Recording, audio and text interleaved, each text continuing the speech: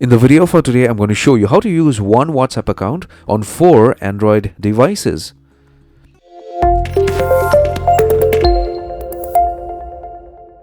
So I'm going to show you how to do this on an Android device, but if you have an Apple iPhone, that is okay. You could watch my video till the end. This is the same procedure for you also. Now, the first thing is get hold of your Android phone. Once you do that, you need to go ahead and open WhatsApp.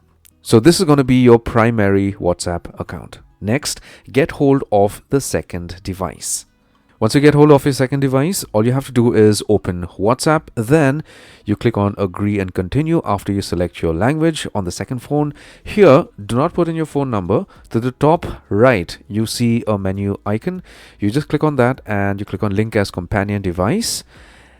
And then you get a QR code. Then you get hold of your primary device. Open WhatsApp. Then you click on the QR code icon out here and then click on scan code. Next, you go ahead and scan this QR code. Click on continue. Then click on link a device. Unlock your device if it is locked. Scan this code again. Wait for a few seconds.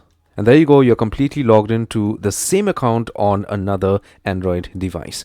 Now, if you want to use WhatsApp on a third device, you need to follow the same procedure.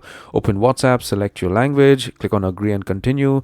Do not put in your phone number, just click on that icon, link as companion device. You get a QR code out here. Just scan this code to log in. If you want to log into the fourth account, do the same thing. So at a time with the same WhatsApp account, you could be logged into 4 devices. I hope you got some value out of my video for today. If you did, give it a thumbs up, subscribe and hit the bell notification icon.